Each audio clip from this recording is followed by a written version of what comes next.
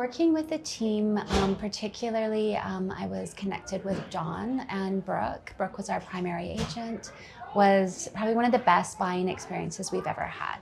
We came back to the island after a couple of years back in Alberta due to family illness and needed to get back in the market, and who knew the Nanaimo market was going to be bigger and harder to get into than when we left.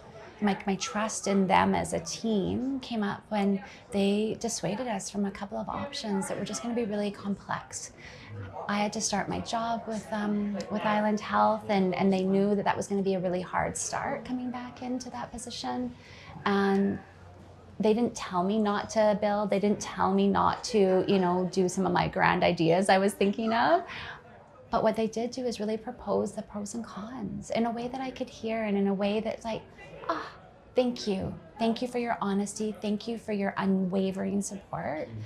And like Dawn gave up like so many other opportunities that she just reorganized her day in a hot minute and came and gave a second opinion on certain homes.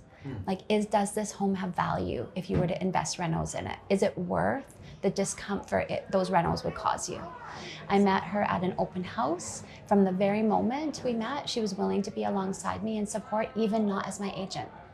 Like, just to provide information, and she would get back to me within, sometimes it felt like seconds, but other than that, like within the day. And every time, if there was any delay, Brooke would let me know why.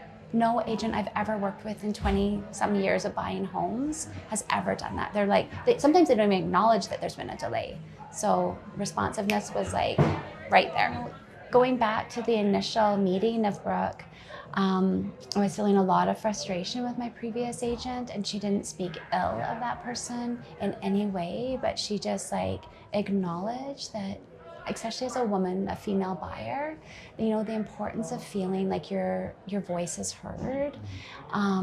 And she just empathized deeply with the roller coaster we were on.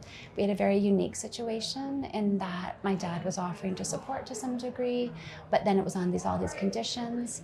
And any other real estate agent would have walked away from us because we were annoying, but not them. They just like, no, let's do it. Like, this financially makes sense to go this route. It makes sense that you need to back out of this deal. And they just validated, which I could not, with all the emotions we were feeling, just felt like so held. Like, I know that's a very therapist word for me to say, but just so very held in the way that it was okay. Like, they weren't frustrated with us in the way I expected they should be.